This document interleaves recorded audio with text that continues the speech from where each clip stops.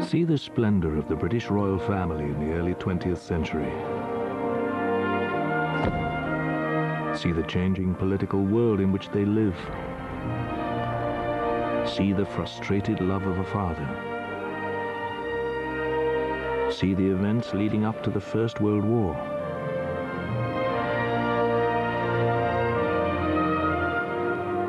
See an amazing part of history through the eyes of a prince no one wanted you to see. The Lost Prince, written and directed by Stephen Polyakov. Starts Sunday the 19th of January on BBC One.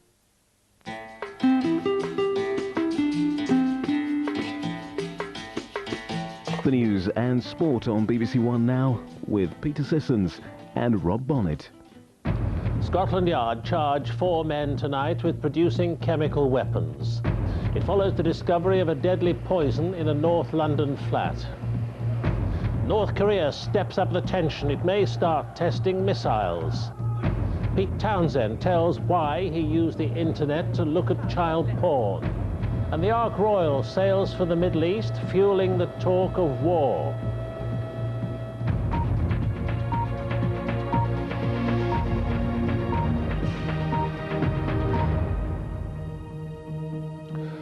Good evening. Serious terrorist charges have been brought following the discovery of the deadly poison ricin in a flat in North London. 4 men of North African origin have been charged with producing chemical weapons and possessing articles of value to a terrorist. They'll appear in court on Monday. Our Home Affairs correspondent Margaret Gilmore reports. Tonight, forensic teams continue to search the flat where the poison traces were found. They raided this and at least 5 other addresses last weekend. 3 of those charged this evening with terrorist offences were arrested then and share the same surname. Mouloud Sidali and Samir Fedag appear to be related. A 4th man, Mustafa Taleb, was arrested on Tuesday. The 4 are charged under Section 57 of the Terrorism Act with possessing articles of value to a terrorist. They're also charged with the development or production of chemical weapons under Section 2 of the Chemical Weapons Act. If found guilty, they could face life in jail. The discovery of traces of poison at the North London flat were described by security sources as the most significant find in the UK since September the 11th.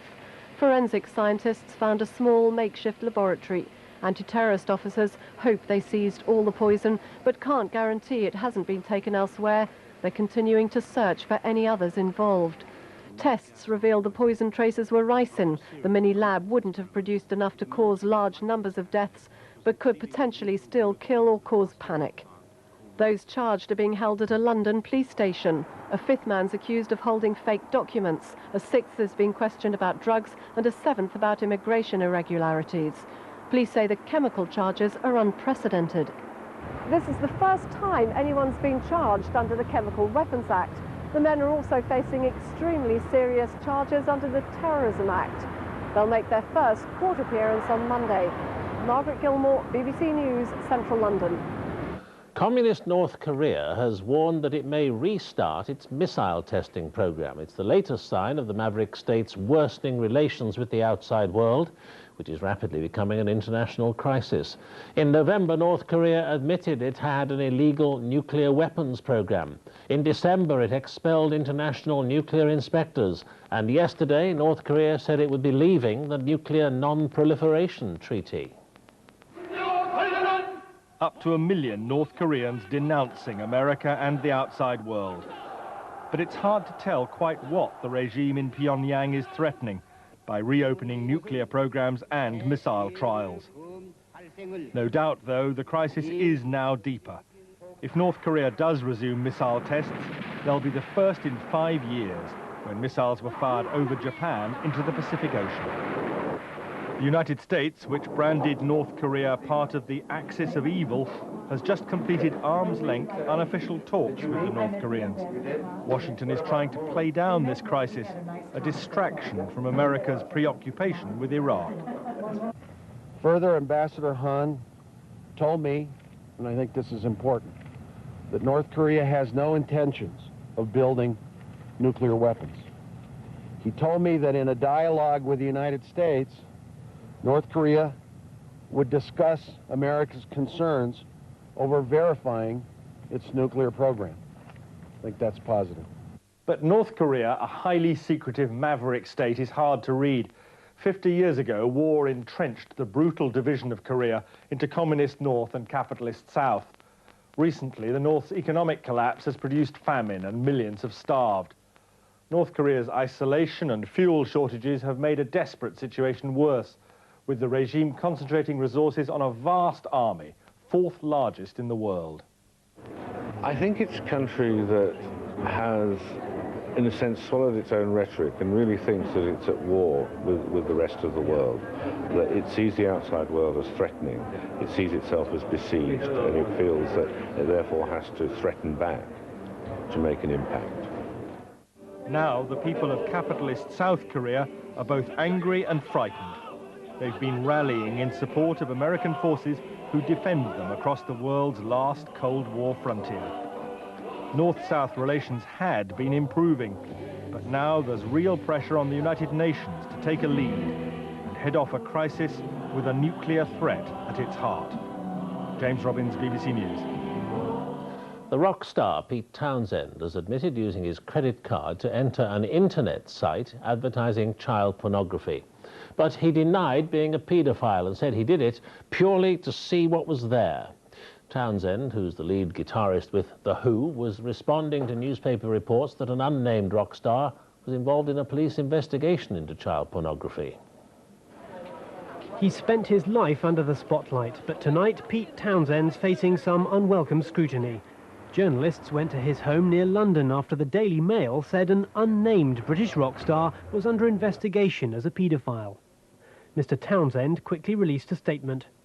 In it, he says, on one occasion I used a credit card to enter an internet site advertising child porn. I did this purely to see what was there. He said the research was for a book he was writing about his own experience of being abused. He went on to add, I'm not a paedophile, I think paedophilia is appalling. The police are investigating thousands of people who've used credit cards to get onto child pornography sites. The operation is the largest ever carried out here. More than 1,300 people have already been arrested, but Scotland Yard won't comment on whether Mr. Townsend is on their list of possible suspects. Try to put us down. With The Who, Pete Townsend built a reputation as one of the wild men of rock. But the guitarist has spoken out against child abuse for many years, and he's played benefit concerts for victims. He says he's concerned that the current speculation could be the most damaging incident in his career. And it's not over yet. Tonight, the presses were rolling at the Mail on Sunday, with his statement splashed across the front page. If Pete Townsend had hoped that by speaking out he could make this story go away, he couldn't have been more wrong. Richard Lister, BBC News.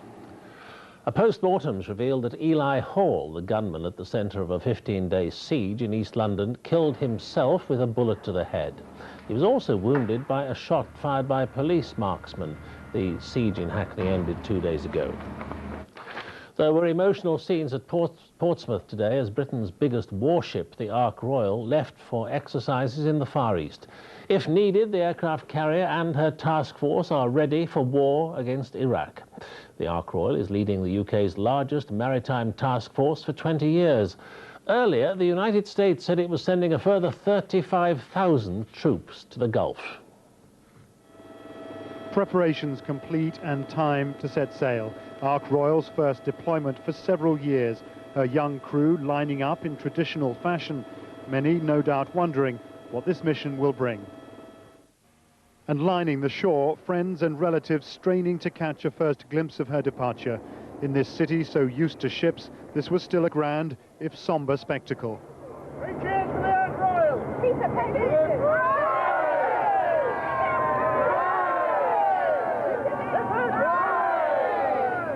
And this is what everyone has come here to watch. HMS Ark Royal sailing past the Round Tower, out through the narrow entrance of Portsmouth Harbour.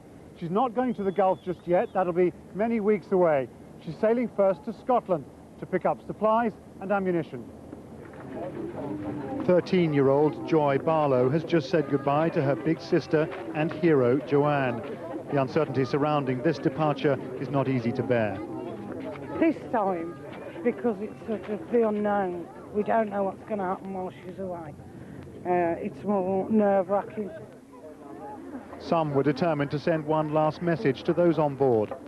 They were close enough that we could actually spot them. It's fantastic, really was. I wouldn't have missed this for anything at all. Really great. Other messages too for the departing ship, a hint at anti-war protests to come. But for all the flags and the goodwill, this was not a day for jingoism or celebration. Well-wishers in her wake, Ark Royal pushed out into the Solent, the first visible sign of Britain's war preparations, others to follow soon. Paul Adams, BBC News, Portsmouth. The Stop the War Coalition has been meeting in London to make plans for a demonstration against war with Iraq. Speakers at the conference included the veteran Labour MP Tony Benn. The London demonstration is due to take place on February the 15th to coincide with marches in several other European capitals. In a shock move, unprecedented in American legal history, the governor of Illinois has reprieved all the 167 prisoners in his state who are on death row. George Ryan, who leaves office on Monday, said the death penalty was arbitrary and immoral. But relatives of some of the victims have reacted angrily, saying a life sentence is not enough. This is the man who delivered this afternoon the biggest blow against capital punishment here in a generation. The Warm-Up Act was provided by recently freed, wrongly convicted death row inmates. The main event was the granting of clemency to everyone awaiting execution in Illinois. There have been many things and many nights where my staff and I have been deprived of sleep in order to conduct the exhaustive review of the system. But I can tell you this. I'm going to sleep well tonight knowing that I made the right decision. Illinois' death row was once a crowded place. This state used to be among the keenest of judicial killers, but a number of high-profile miscarriages of justice stopped that. 4 more innocent men were released only yesterday. Who could now be sure that all those remaining were guilty? It's very important that y'all look into other guys' cases on death row and in prison population. There are more innocent people locked up. But not everyone is celebrating. The meetings that paved the way for today's action heard plenty from murder victims' families who believe justice is being denied. Because my kids are dead. I don't even have a picture of my children, no more an obituary. Capital punishment is still backed by most Americans, but increasingly those who have to put it into practice, the lawyers, the politicians, are searching their consciences and finding themselves troubled. Justin Webb, BBC News, Washington. The Bee Gees singer and bass player Maurice Gibb is still in a critical condition in a Florida hospital. Gibb suffered a heart attack during an operation. Doctors in Miami say he's showing signs of improvement and managed to squeeze his daughter's hand. Now, with news of the day's Premiership action and all the rest of the day's sports news, here's Rob Bonnet.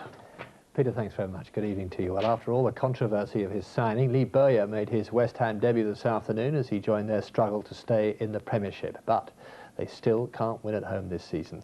This, their 12th attempt, ending in a 2-2 draw with Newcastle. Just wanted to play again. 17 games to keep West Ham up. Impossible, some say, but that's the mission Lee Bowyer has chosen to accept. His signing has polarised opinion, but whatever his past, this has been billed as a new beginning. Unfortunately, with a home record as poor as West Ham's, Newcastle always had a chance of spoiling his debut, and Craig Bellamy opened the scoring. Whether it was Bowyer or not, West Ham was certainly inspired by something, as Joe Cole equalised within 5 minutes. And just before half-time, Jermaine Defoe put them into the lead. West Ham were 10 minutes away from their first league win at home, but Jermaine Jenas pulled Newcastle level with a stunning strike. It silenced most of Upton Park, but West Ham, with Bowyer on board, are moving in the right direction. They're off the bottom of the table. Ollie Foster, BBC News. Now, the Hawthorns, West Brom were desperate for points against Manchester United, but they were eventually overpowered 3-1. It took United's Ruud van Nistelrooy just 30 seconds to equalise West Brom's 7th-minute lead, with further United goals coming from Scholes and Solskjaer. Elsewhere in the Premiership, no goals between 2 of the struggling sides, Bolton and Fulham. Plenty at Stamford Bridge, though, as Chelsea hit 4 past Charlton. Liverpool's problems continue. No wins in 11 league games now after their draw against Aston Villa. There was a good win for Kevin Keegan's Man City over Leeds. Elsewhere, a late equaliser preserved Middlesbrough's unbeaten home record after Kevin Beattie had scored twice for Southampton. and Sunderland and Blackburn drew 0-0. So Manchester United just 2 points behind Premiership leaders Arsenal, who play Birmingham tomorrow. Also tomorrow, Everton versus Spurs. Southampton are up to 5th, thanks to their point today. West Ham finally off the bottom of the table, swapping places with struggling West Brom. All the rest stay as they are, no wins today amongst the bottom clubs. One other piece of football news for you today, with Mark Hughes finally signing a contract to manage Wales for the next 4 years. The former Manchester United player has overseen a revival in the Welsh side, which has taken them to the top of their European Championship qualifying group. Well, now it's 10 one-day international wins in a row for Australia's cricketers over England following the latest match in the VB series in Hobart. England started well in their run chase, but faltered towards the end, falling 7 runs short of Australia's earlier total of 271. With the Ashes over and the World Cup fast approaching, it's time for England to sharpen their one-day skills. They got their noses in front with early wickets, but then lost their way. 31 extras, 22 of them wides, was just sloppy. Damien Martyn was dropped on 52 and went on to make a century off the last ball of the innings. Chasing 272, Nick Knight and Marcus Trescothick put on a fluent 165 as England appeared to be cruising to victory. But once the first English wicket fell, the match began to slip away. Hussain put up some resistance and England were left needing 12 off the final over. But the captain was dismissed and with him went England's chances. These are the kind of games his players must learn to start winning. Dominic Cotton, BBC News. Now, in Rugby Union's Heineken Cup, the holders Leicester are through to the last 8 after a win over the Italian side Calvisano.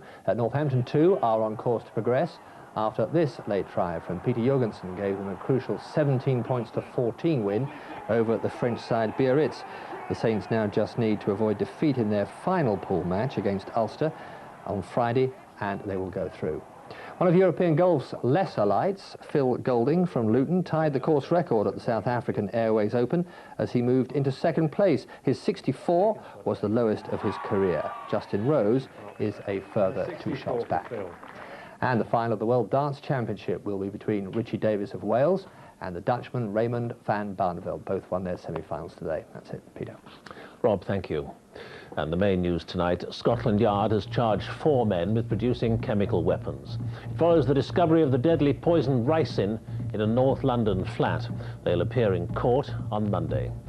There's news throughout the night over on BBC News 24, but from Rob and me, good night.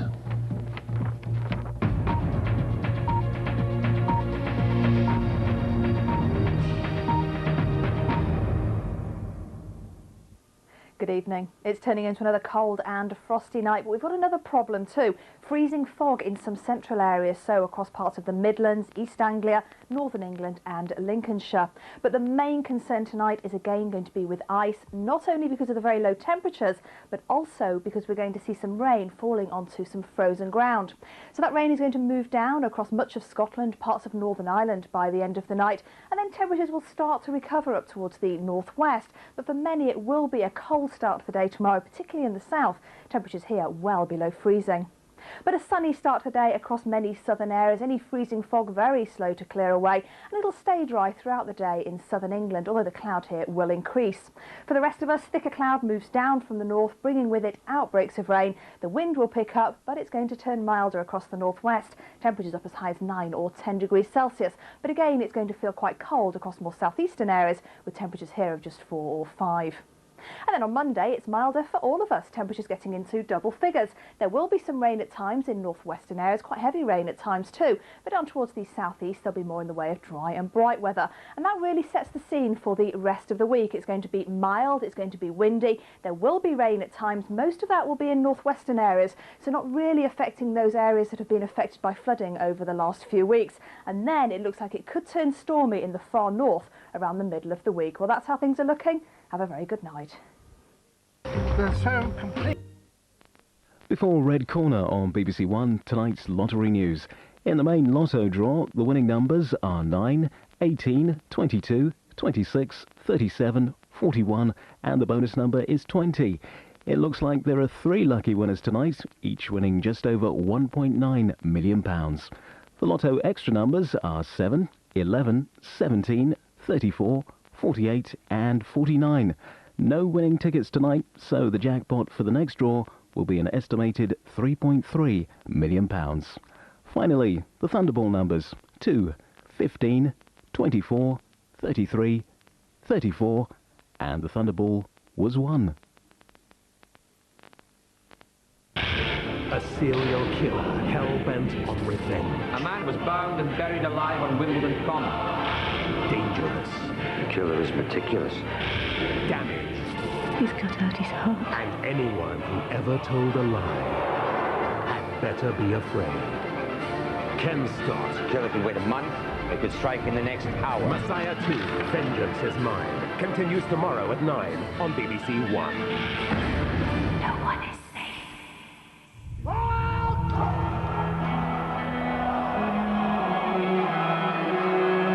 Framed in a foreign land, Richard Gere's in for a rumble with the law now on BBC One in Red Corner.